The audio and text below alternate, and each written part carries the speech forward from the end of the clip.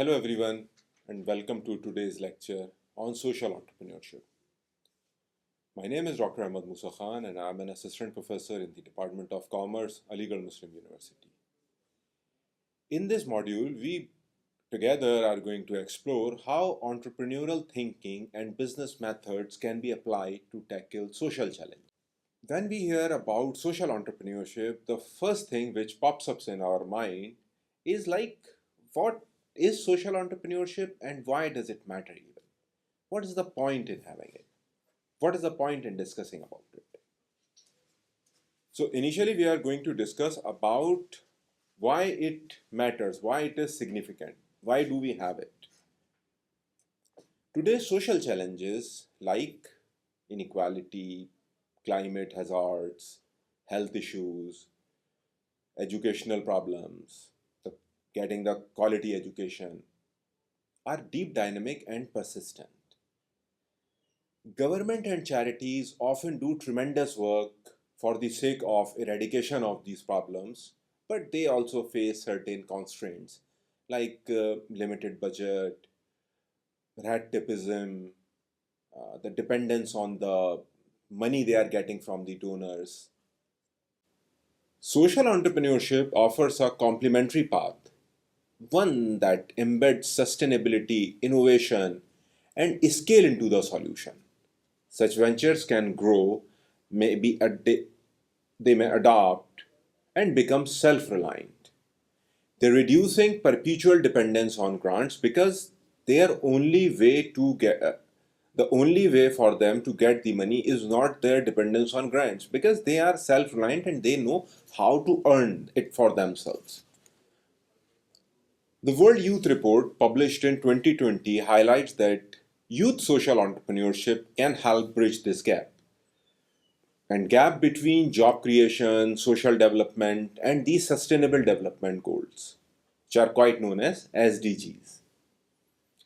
It emphasizes that social entrepreneurship is not a silver bullet, but with the help of the ecosystem, like proper financing, rules and regulations, proper training, youth can become powerful changing agents.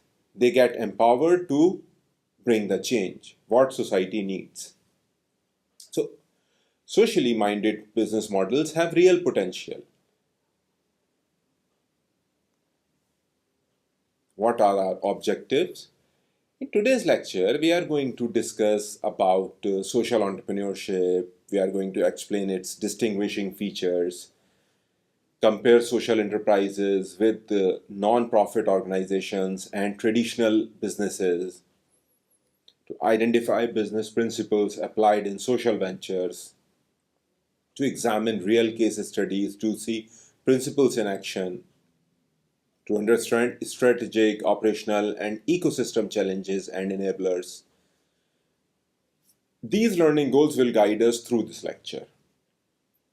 As you listen, consider examples from your own community where social entrepreneurship might be applied. And at the end, you will have a strong understanding to discuss, design, or even evaluate a social enterprise. Because by this lecture, you are going to understand deeply the concept of social entrepreneurship. What is social entrepreneurship? Let's begin with the fundamental definition of social entrepreneurship given by Gregory Dees. He mentioned that adopting a mission to create and sustain social value, not just private value, and recognizing and relentlessly pursuing new opportunities to serve that mission. In other words, we can say that entrepreneurship is a totality of approaches by various individuals, or we may call them group of people, startup companies, or established entrepreneurs, through which they identify, they develop, and implement certain solutions to eradicate the issues in our society, in our culture, or in the environment as well, or in the environment as well. But what exactly What exactly social entrepreneurship is? At its heart, it is the application of entrepreneurial tools. We already have discussed about these entrepreneurial tools like risk taking, resourcefulness, innovation for designing these solutions for social problems. In this concept, the entrepreneurs don't, in this scenario, the entrepreneurs are not looking for the solutions of general problems, but are not looking for the solutions of problems in the economy and market and just try to fill the gap. But in in social entrepreneurship, they are looking for the solutions of big problems, which are actually the social issues the general public are facing nowadays. Unlike philanthropy alone, social entrepreneurship treats the beneficiaries as part of the business logic. What is their key aspect? They have, by and large, they have two main aspects. First is dual objective, and second is innovation and system thinking. What is dual objective? Dual objective is creating measurable social or environmental impact which can be measured and it is going to affect the society or the environment, while achieving the financial viability. Financial viability means not to keep making profits, or and their main motive should not be to earn profits only, but at least they should earn enough to sustain and grow in the market. And what about innovation and systems thinking? It is not just about it's not just about delivering services. Maybe it is about to challenge the existing systems, to change the existing behaviors, or perhaps to create certain new institutions. The World Youth Report, published in 2020, defines social entrepreneurship as businesses that generate profits while also seeking to generate social impact. According to this definition, it's actually a blend of entrepreneurial ventures and non-profit organizations. It's actually a blend of non-profit organizations and traditional small businesses, in which they are trying to create certain social impacts along with generating profits.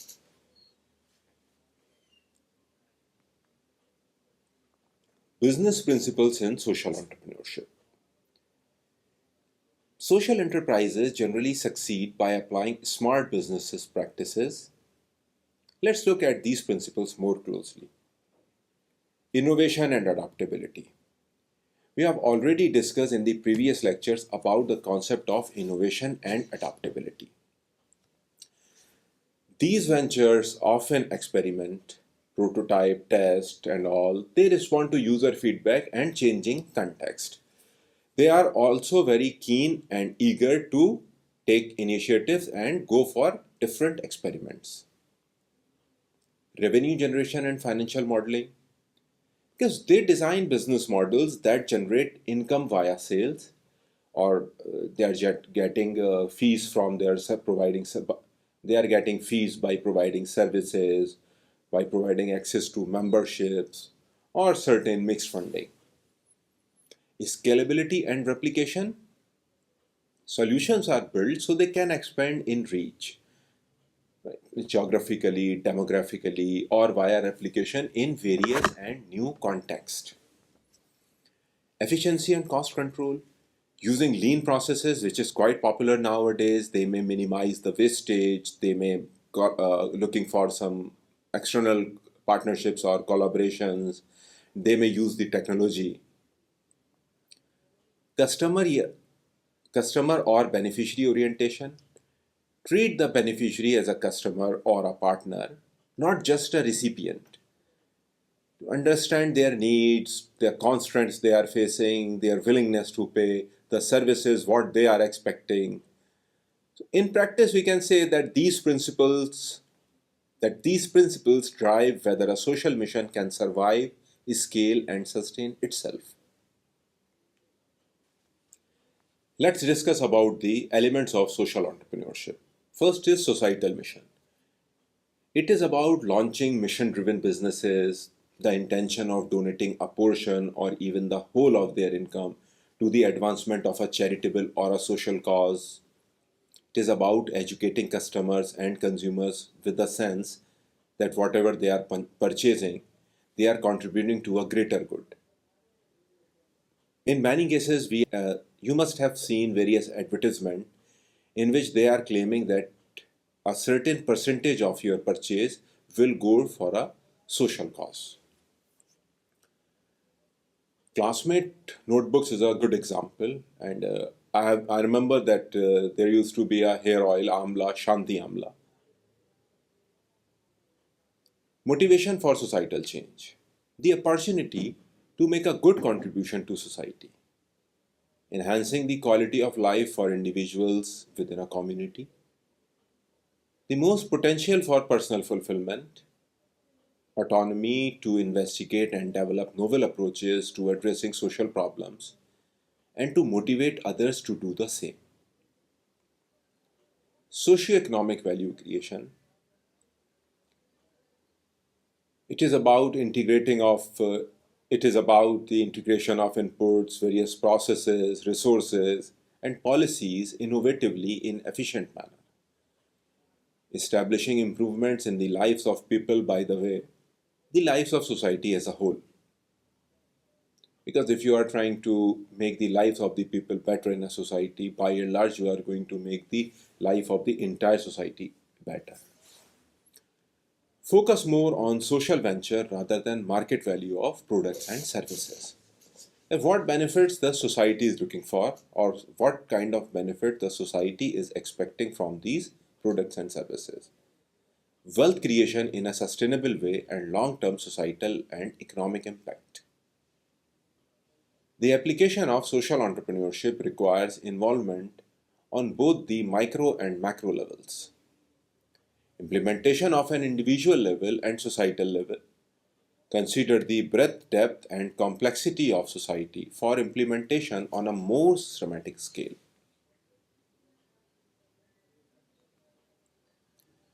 Let's discuss the importance of social entrepreneurship.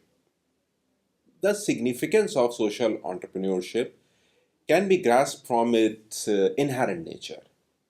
Entrepreneurs use social entrepreneurship to tackle the challenges that society encounters in their day-to-day lives, and they try to provide effective solutions for that also. Employment development. It's about creation of jobs and employment is the first and most important economic value that is created by social entrepreneurship, and it is the basic objective of every entrepreneur, and it is the basic objective of the entrepreneurship itself. Next is innovation. Innovation in the business environment are always critical, apart from the production of new goods and services. Innovations are for societal and economic development are implemented and promoted by social enterprise. Equity promotion. Equitable society is created with the help of social entrepreneurship. What is equitable society? Equitable society means a society where all the people are having access to the resources. By and large, they all are living same lifestyle. They all are living more or less same lifestyle. This is one of the biggest in India. This is one of the biggest problem. We have the biggest slums of Asia, that is in Mumbai, and we are in the same city. One of the richest men in the world and the richest man in Asia is also residing. So this is like a disproportionate distribution of wealth. So equitable society is created with the help of social entrepreneurship, because social entrepreneurship is not focused for, and it is not meant for a few people, it is for the entire society. This could be done by addressing the different social issues and accomplishing the continuous sustainable development by using the social mission instead of focusing only on profit maximization. Because the main objective is not the profit maximization. The main objective is to the upliftment of the society. or the social upliftment. Utilization of resources. Social entrepreneurs leverage their business acumen and understanding of the market to discover chances for enhancing the well being of individuals. They look for chances that have been overlooked by established companies due to low perceived profitability or don't have enough market interest. Creation of opportunities. It provides chances and opportunities for the underprivileged sector of society. It offers them an improved quality of life, a luxury they have frequently gone without for an extended period. Redesign corporate social responsibility. It is about helping. It is about helping large corporations to understand the importance of returning the favor to the society through social responsibility. The concept of corporate social responsibility also relies on it, because it is why it is a social responsibility of the corporates, because they have taken a lot from the society, they have taken a lot from the environment, and they have taken the resources. Resources don't belong to the corporates only, they belong to the entire society. And because uh, resources belong to the entire society and they had been used disproportionately by the corporates, hence it is the responsibility of the corporates to give something back to the society. Target government attention. It draws the government's focus on the issues that society deals with every day. Additionally, social entrepreneurs can involve individuals in addressing these issues, leading to the establishment of a fairer and more equitable community. Inspire change. Social entrepreneurship, by and large, involves utilizing a business in a creative way to address societal issues. Perhaps creating opportunities for underprivileged or less fortunate individuals helps to tackle a societal issue like poverty or discrimination. Social discrimination is a better word for that. To create awareness, these entrepreneurs can tackle social problems by establishing businesses that offers lasting solutions in their communities. Now we are going to discuss about various characteristics of social entrepreneurship. As we already discussed in the previous lectures about the characteristics of social entrepreneurship, now it's a time to discuss these characteristics of. In previous lectures, we already discussed the characteristics of entrepreneur, but now it's a time to discuss the characteristics of social entrepreneur. And by discussing, I think that you will be able to make a different, you will be able to differentiate this concept of social entrepreneurship from general entrepreneurship. First is forward thinking attitude. Every social entrepreneur journey starts with a visionary mindset. They look at the past, they analyze the current situation, and imagine a future where social problems can be eliminated. Not just about reducing the social problems, their elimination. This viewpoint influences their behaviors, maybe their choices, and allowing them to generate creative solutions that result in lasting sustainable effects. Let's take the example of Muhammad Yunus, the creator of Grameen Bank. He imagined a future in which poverty could be eliminated with the help of microfinance. His innovative way of thinking was the foundation of a groundbreaking idea that has changed the lives of millions. Social awareness. Being socially aware in entrepreneurship means recognizing societal intricacies and being able to recognize both hidden and obvious social problems.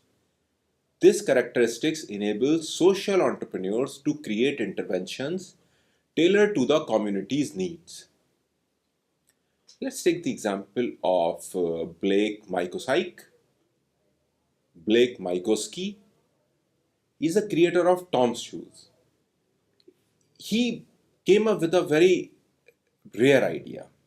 His punchline was one for one, and that was his business strategy. It means that whenever someone is buying one pair of shoes, one pair of another pair, when someone is buying one pair of shoes, another pair of shoes will be given away to some less fortunate person in maybe a underdeveloped economy or wherever the person is. But it was just like if you are buying one pair, it means you are giving one pair to charity as well with the same amount. Creative thinking, innovation is essential for the success of every entrepreneurship. Along with this social entrepreneurship, it is not about recognizing social problems. It is about to create a, or develop an efficient remedy for that also. Focus on financial sustainability. It's like finding a middle ground between social impact and profitability is a crucial element of social entrepreneurship, because social entrepreneurship is neither on this side nor on this side. Neither it is purely a profit making venture, nor it is purely a social welfare kind of a thing. They are making the profits for their sustenance and they are making social impacts as well. Now, in this slide, we are going to understand the difference between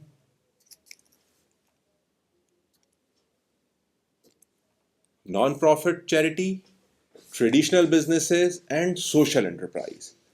First, let's discuss about their primary goals. For non-profit charity, their primary goal is without profit. But for traditional businesses, profit is their main objective. Now, what about social enterprises? They want to make a social impact and they want sustainability, and for that they need to earn certain profits as well. Funding sources: these non-profit organizations solely dependent on some kind of charities or some philanthropy, but traditional businesses, they were purely dependent on the sales because their main objective was to earn profits. So what about social enterprises?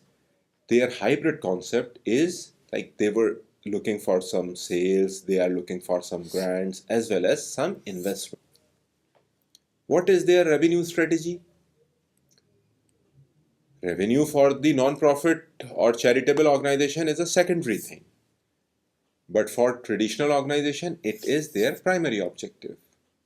But for social enterprises, it is central part of the model because they are looking for the charities and they are looking for the profits as well.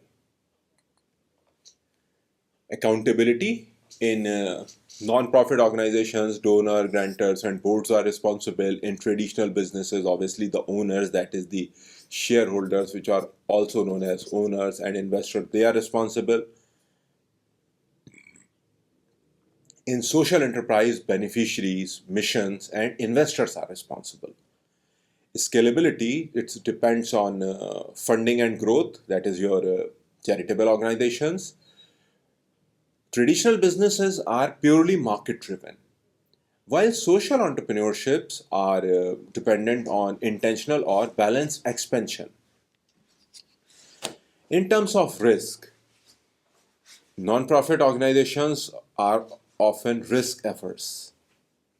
They don't want to take any risk because their main objective is to not earn profits.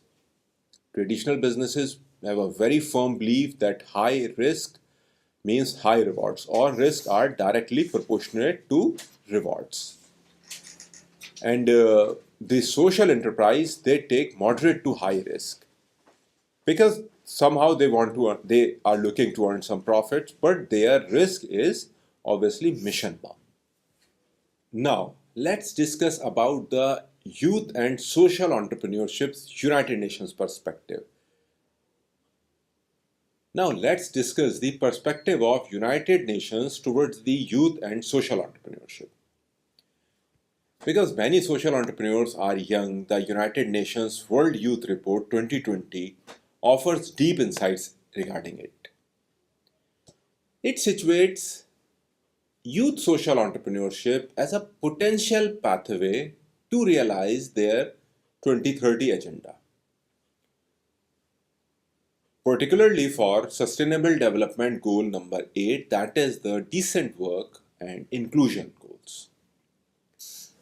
But it cautions entrepreneurial solutions alone cannot substitute for any structural reforms.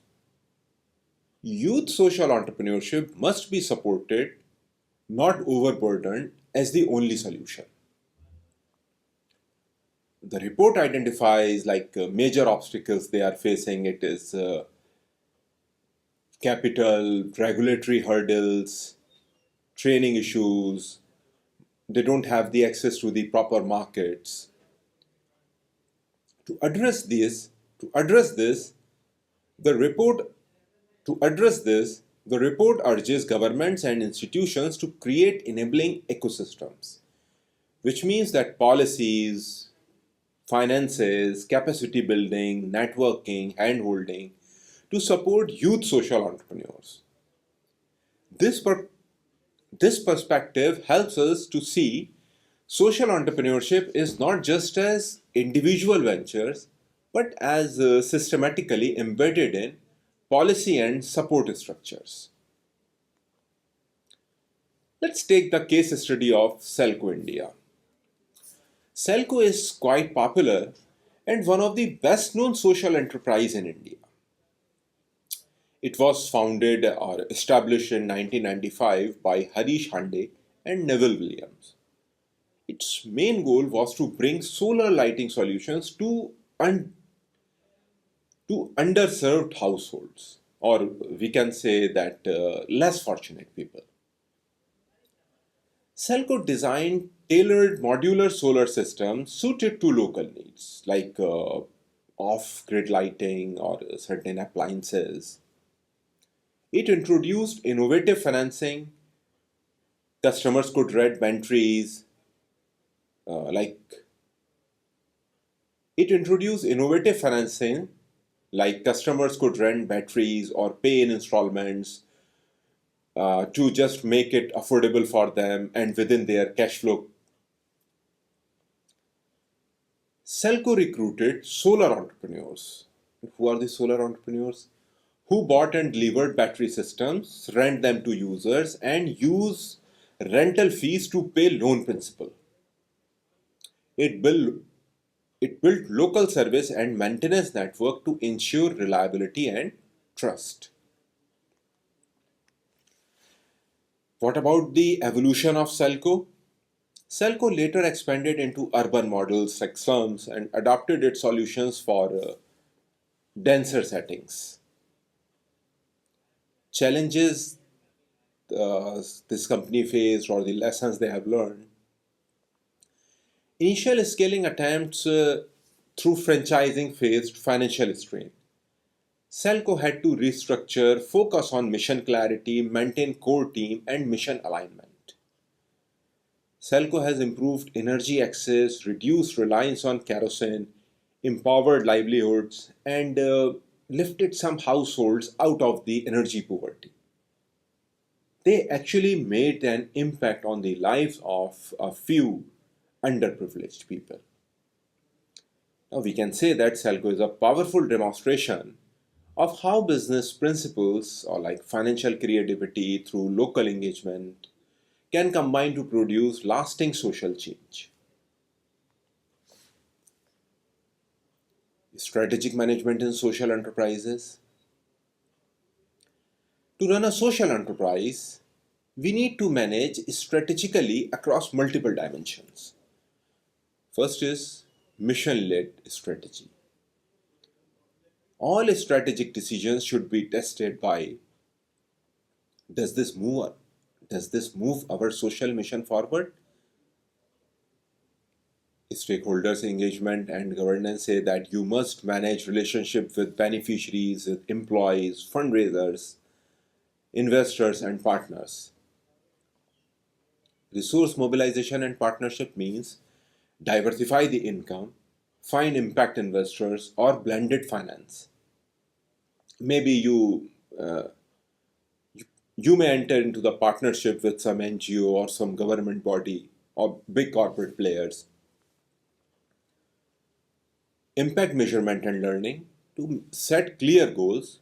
Impact measurement and learning means to set clear social matrices, monitor, evaluate, iterate. Both qualitative and quantitative data matter. Scaling and sustainability means they need a plan for growth.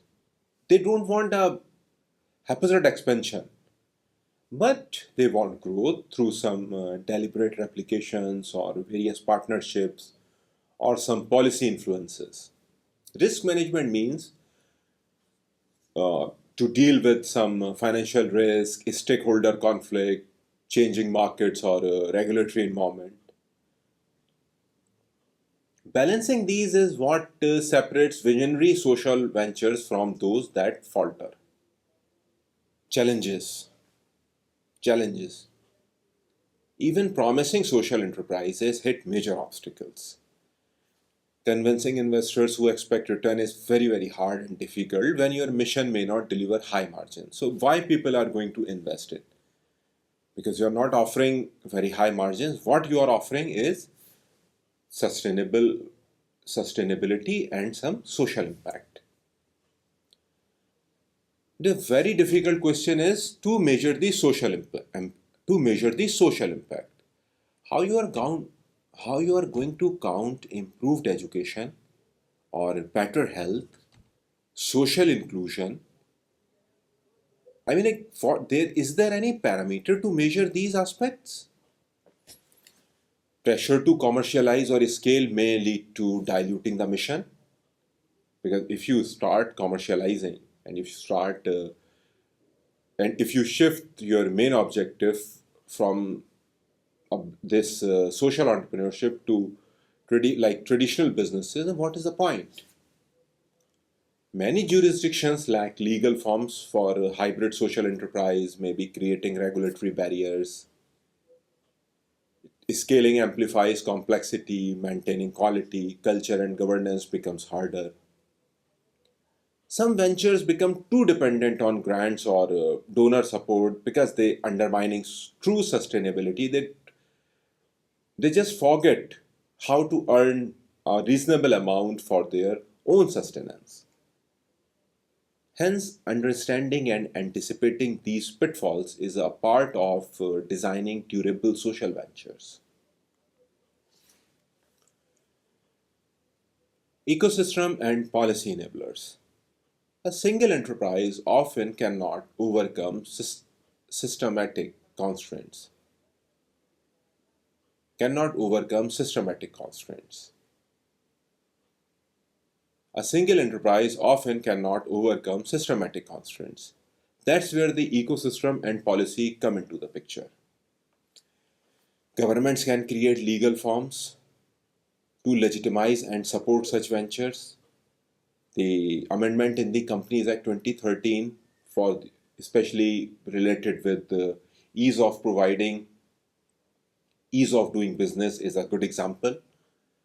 Tax breaks, matching grants, subsidies, and social stock exchanges allow access to patient capitals. Incubators and accelerators provide mentorship, networking, training, handholding, initial support, whatever these entrepreneurs need. Universities, NGOs, and foundations can build capacity. They develop labs and facilitates various partnerships. Market access support is also essential because, providing different platforms to interact with them, linking rural producers to urban markets. The World Youth Report 2020 strongly recommends such enabling policies to support youth social entrepreneurship. Thus, we can say that social entrepreneurship must be understood not just in isolation, broader, but as a part of broader social innovation ecosystem. What is ethical governance and sustainability? Let's discuss it in detail. Because social enterprises often engage vulnerable communities, ethics, and government. Because social enterprise because social enterprises often engage vulnerable communities. That is why ethics and governance are very significant. Be transparent in finances, impact claims and decision making, involve beneficiaries and communities in co-designing governance and feedbacks, to guard against conflict of interest, like build systems, processes, and leadership that can survive beyond the founders. That does a socially potent enterprise is not just one that does good today, but one that can sustain integrity and impact over decades. Now, how we can link these sustainable development goals with global goals? One reason social entrepreneurship is globally resonant is its alignment with the sustainable development goals. We also call them SDGs. The first sustainable development goals is no poverty. Social